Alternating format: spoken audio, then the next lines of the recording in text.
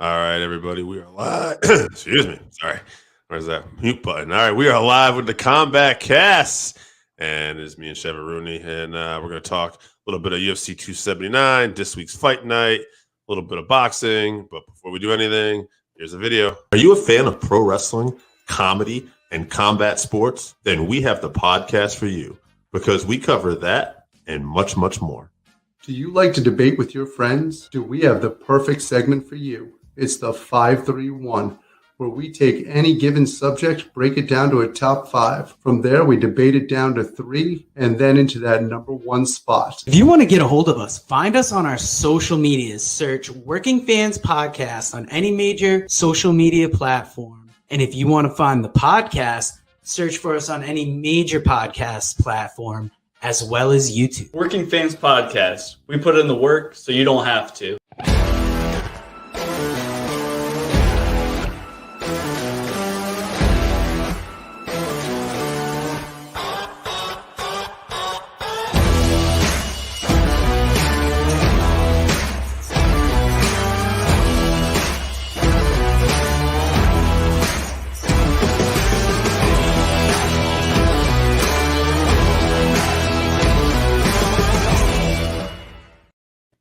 All right, everybody, it's us. We're back. We're going to talk about a lot of combat sports today.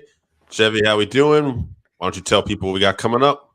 All right, let's see. Next week, September 24th, we're going to preview Bellator 285 Henderson versus Queally, and we might cook something else up for you guys since there's no UFC fights. Then October 1st, UFC's back. That'll be Dern versus Zionane. And then going on into October on the 8th, there's no fights that week, so we're going to think of something for you guys that week as well. Get a little break from the UFC. We'll come up with some stuff there. That's all right. It's all right to get a break once in a while, Yeah. I tell you, don't get burned out. So, right. Little boxing this weekend, you were telling me? Yeah, Canelo is back. He's fighting Triple G for a third time. I think he waited personally. I think he waited a little longer because he had a couple close fights. So I think he's waiting for Triple G. Is definitely older now, a little bit weathered, but I think Canelo gets it done pretty easily this time. Yeah, that's the strategy a lot of times in boxing, right? They just kind of wait and wait. I mean, Tito Ortiz did it to Chuck Liddell finally after many years too. So it happened. We'll talk about. Could still be a great fight, though. Yeah, talk about aging fighters a little bit later. And more boxing. It looks like we are in the works of possibly Fury and AJ. Yeah, I believe they agreed to a date in December. Nothing's official yet, but both parties have agreed to fight. So short-lived retirement for Tyson Fury. There you go. And he was at Clash at the Castle a few weeks ago, and he had talked about, because someone asked him if he'd be involved in wrestling, and he said he still had some boxing commitments to make too. So it looks like he wasn't lying. Yeah. So, all right, this past weekend, UFC 279, I ended up feeling a little under the weather. We didn't actually watch this together. You were kind of out of it. So we both, I'm sure, have our own personal highlights. Before we get into this main card, is there anything you want to talk about the prelims? I can think of one.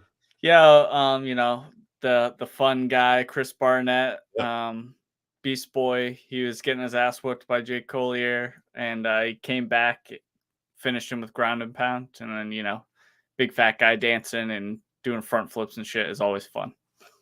Yeah, he's a hell of a dancer. He's got quite a bit. And DC reacts so over the top for him too. So he loves him. Yeah. All right, UFC 279. We'll get to the main card here. Johnny Walker, Kudalaba. Johnny Walker gets the submission victory. Light heavyweight, back on track. I'm not sure you saw much of this one, but if so, what'd you think? And what's next for Johnny Walker? Yeah, I did. I mean, I thought this fight was going to end in the first round, but I thought for sure it would be a knockout for, one of the guys. But it was good to see Johnny Walker. He got a rear naked choke, I believe. It looked pretty good, but short fight, so it's hard to tell. Also, Kudalaba has been on a bit of a skid as well lately, so I'm not sure who's next for him.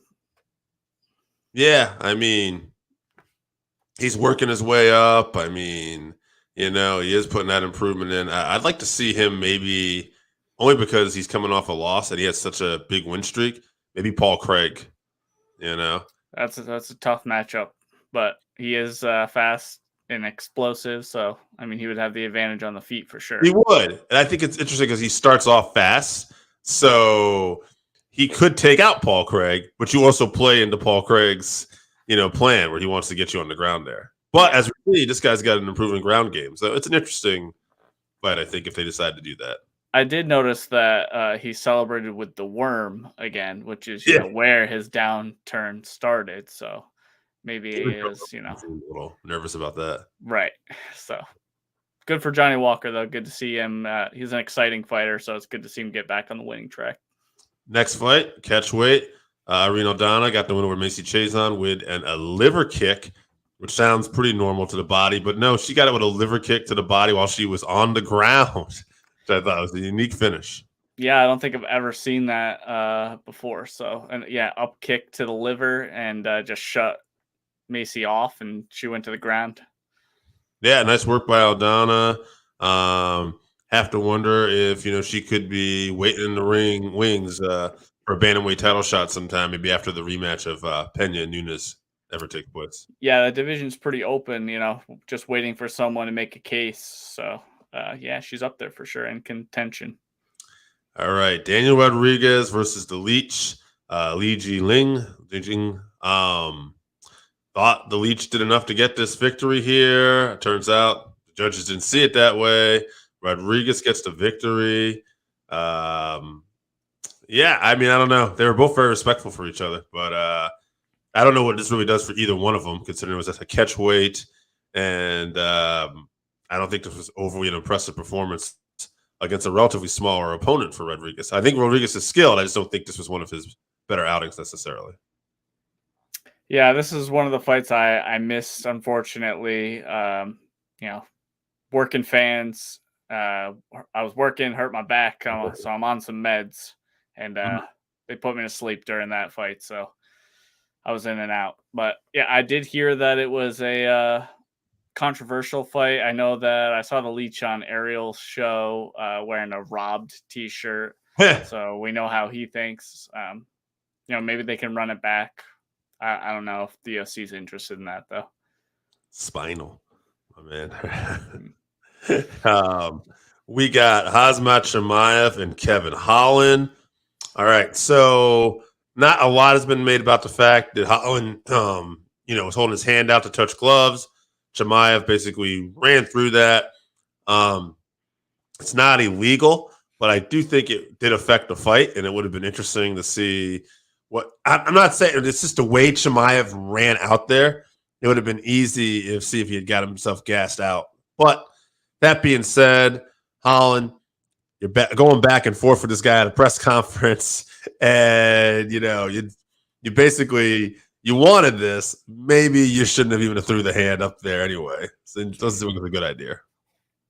Right. This is the risk you run whenever you try to do a touch of gloves. The ref tells you to touch gloves in the beginning. They did. So I don't think you needed to do that second touch glove. But, I think Khamzat's embracing the heel currently. Him and Darren Till are the bad boys right now. So he just ragdolled Holland. Unfortunately, he knows that is Kevin's weakness. He went right for it. And, Holland, I was impressed with how well he did, to be honest with you. He got up and he just couldn't get away. He fought off the Darce the first time, but, Khamzat ended up sinking it in. Yeah, I don't think a lot's been made of that because it was so short. It's just like, Khamzat dominated a guy who really didn't have the same skill set. But I thought, all things considered, Holland was doing good in those scrambles for a guy who was basically bum rushed for a takedown when he wasn't expecting it. And maybe that's on him. But if you isolate everything, it's like, hey, this guy was faring okay in those positions. I wonder what it'd be like if, he didn't decide to make that one little error of going up for the touch of the gloves. Not saying he would have been any different, But it would have been a little bit different. Like, what would have happened? You know? Right. Yeah. I don't know if the outcome would have been different, but I think the fight might have gone a little bit longer. Mm-hmm. But yeah, I'm sure Kevin Holland's kicking himself for going for that glove touch. Yeah, hopefully we can take some positives out of that.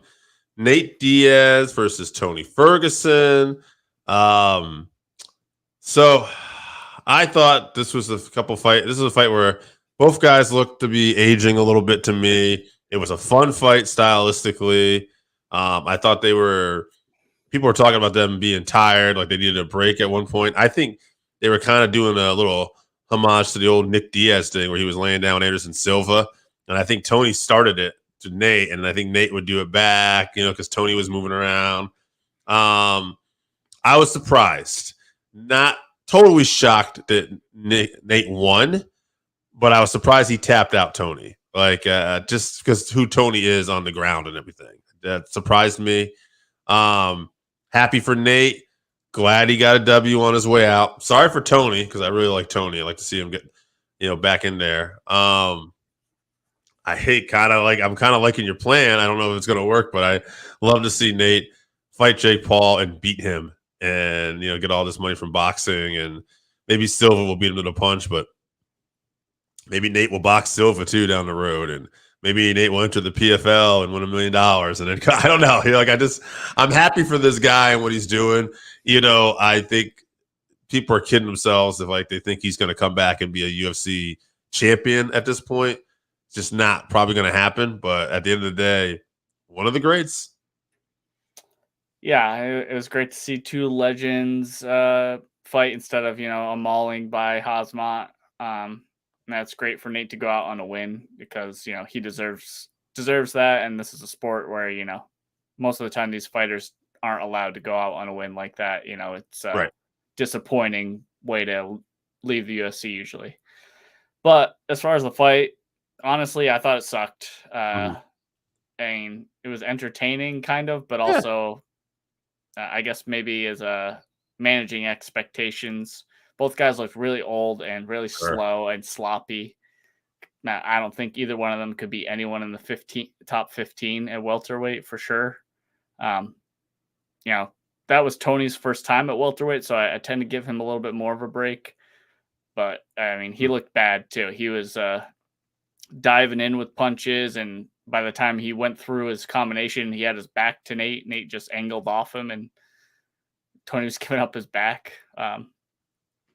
I also was a little bit surprised to see Tony get tapped out and so fast, but I think he just dove in for that takedown. He puts his head in there and gets caught in that guillotine immediately. That's going to happen a certain percentage of times for sure. But yeah, bummer for Tony. Happy for Nate that he won, and he's going to go on and fight Jake Paul after watching that fight. And he said he didn't train too hard for this fight, but I think it hurts me to say this, but I really think I'd put all my money on Jake Paul to knock Nate out at this point. He didn't show the volume and pressure that, he's been known for. And, Tony was kicking his legs, so that'll slow him down, but he wasn't really pushing forward. He was just throwing 1-2s. And I don't think that's going to be enough against a young, explosive Jake Paul, but I hope it is. So I hope he goes on. He fights Jake Paul, gets however many tens of millions of dollars for that. And then he comes back to the UFC. I obviously don't think he's going to be UFC champion. I think he comes back and signs a 1-fight deal and fights Conor when Conor's, back doing something, if he comes back. That's the only way I see him coming back into the UFC. That'd be fun at this point, almost like a Legends tour with those two. At this point, just being that I don't think we're going to see Conor as a serious threat to anybody anytime soon either. Nate, so maybe they have a one-off and finish the trilogy in the UFC.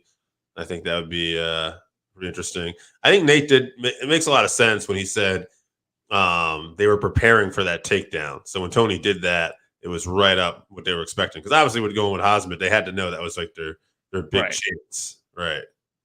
So yeah, it makes sense. Somebody had mentioned, they didn't know what to do with Tony at this point, as a welterweight. He's saying he's back. He said, I don't know what as welterweight. He said, but you could do a few fun fights out there with him. And they mentioned the names Robbie Lawler and Matt Brown.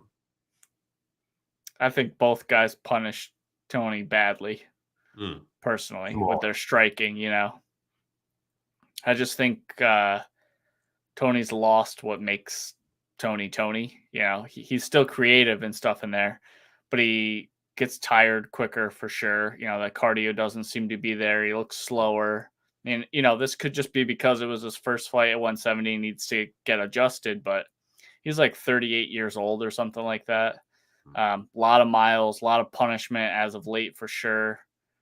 I hope he comes back and gets a win and retires after that, but I don't think he could be either one of those guys at this point. Not with the performance that we just watched.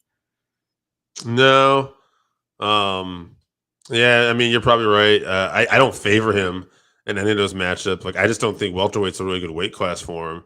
And if he's having trouble making lightweight at this point, I don't know what you do, Right. I mean, he's not some giant lightweight either, He fits in lightweight, like he's a good size.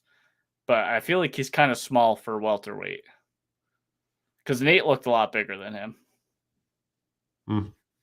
Well, I mean, we will see as what goes on in the future. I don't think Tony's done. And I think the UFC will give him another fight. So, yeah, but what is that? 5 losses in a row? I think he gets one more.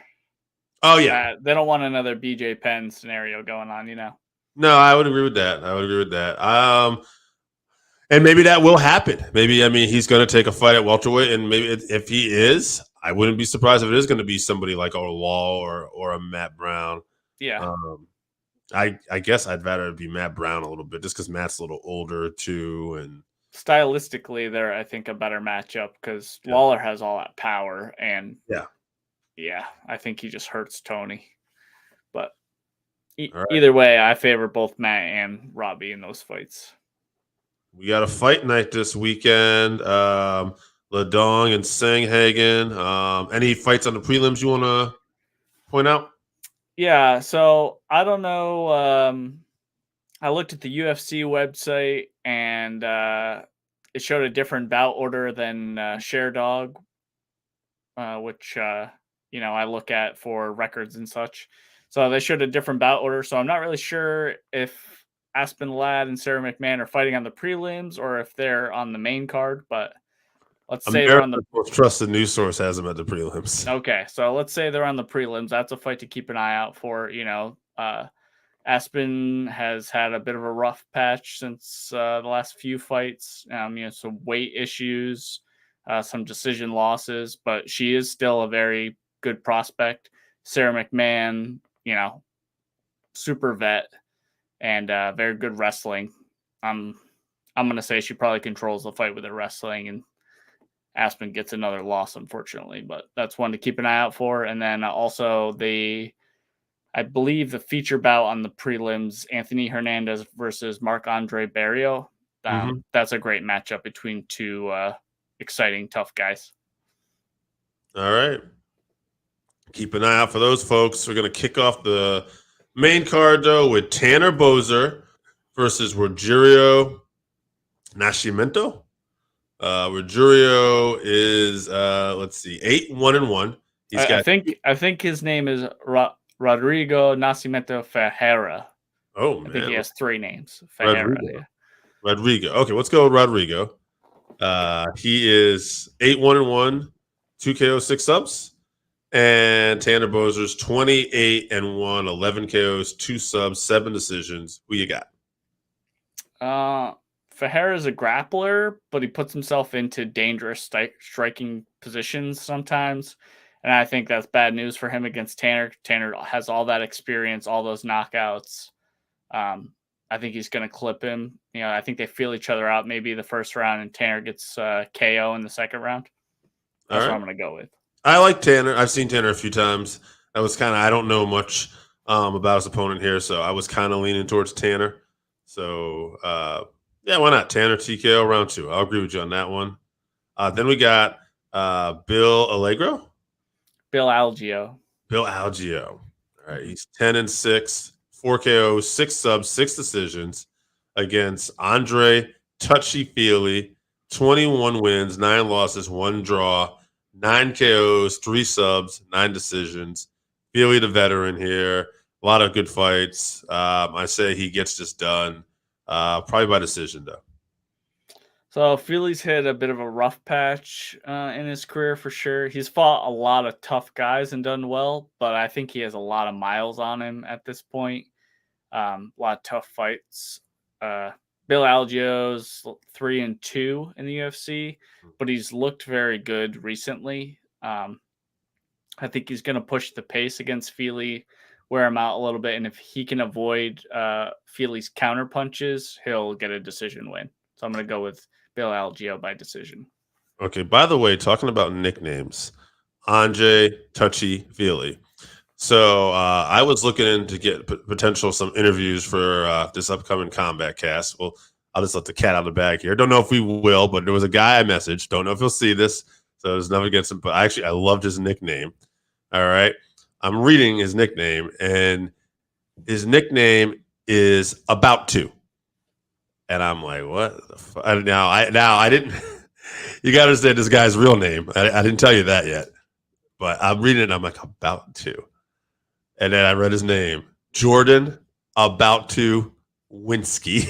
But it made me laugh because that's a good one. I feel it's right there with Touchy Fili. So I'm like, you know what? Yeah, it's unique too. You know, nobody else is About To. It's not like 1,000 pit bulls. You know. Right. All right, next fight. Name I'm sure we're gonna butcher. I'll start with actually a name I won't butcher. Gregory Rodrigues, who's 12-4, 6 KOs, 4 subs, 2 decisions, and Chidi. Well, I'll just let you try this one.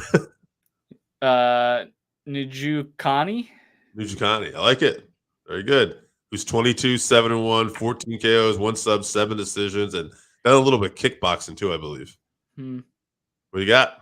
So Chidi's looked great in the UFC. He was a veteran before he came to the UFC. He had a bunch of experience fighting in Bellator, and he came over via the Contender Series. Rodrigues is a jiu-jitsu black belt, but because he's so unworried about being taken to the ground, he's kind of developed his striking. He's very powerful, and he, Moroz forward, kind of like a juggernaut. He's not worried about getting taken down. He can just throw as hard as he wants. I think ultimately, if he plays that way, he's going to get KO'd by Chidi for sure. But if he decides to take it to the ground, I think he's going to win. But I think he's fallen in love with the striking so much, he's going to end up getting knocked out. I'll say round 3 KO for Chidi.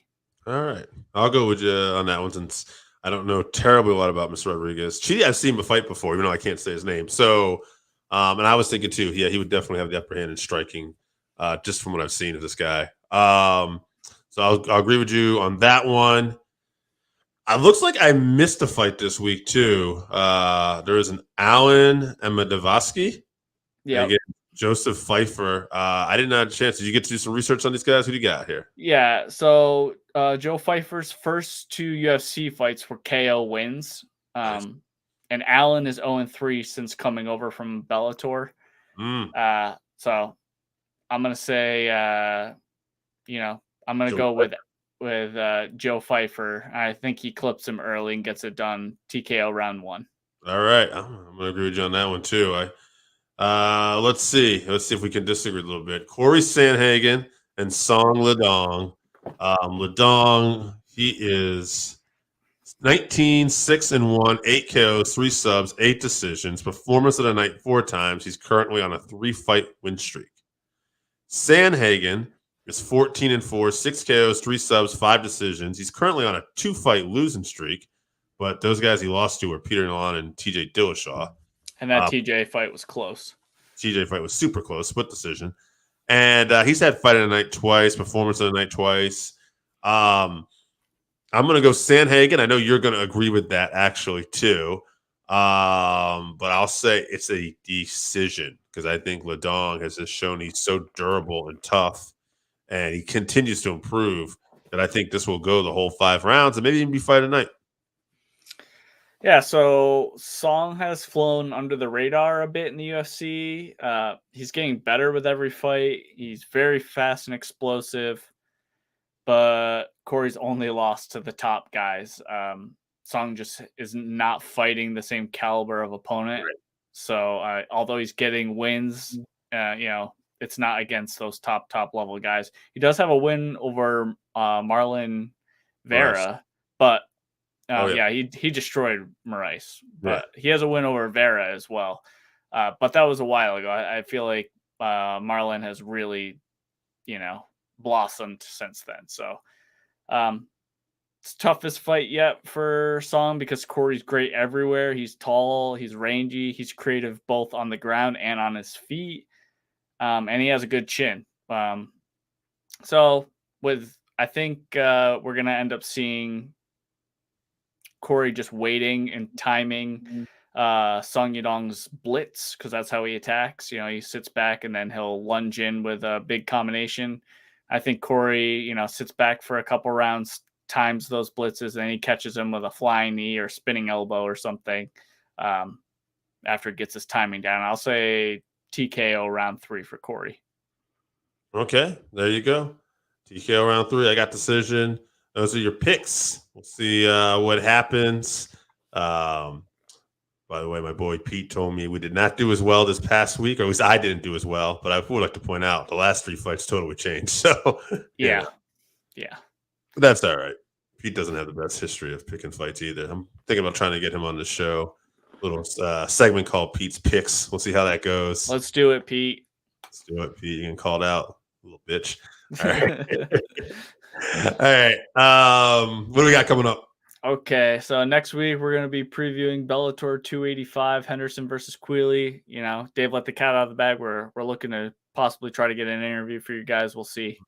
And then October 1st, UFC Fight Night, Dern versus Zionon. That's probably not how you pronounce it. I still haven't found a clip of Anik saying her name, but her first name is Jan. So shout out to her. And then October 8th, there's no fights, no Bellator, no One Championship, no PFL, no UFC. So we're going to figure out something else for you guys. Yeah, we will have something. Maybe it'll be a discussion. Maybe it'll be a top 5 list. Maybe it'll be MMA Jeopardy again.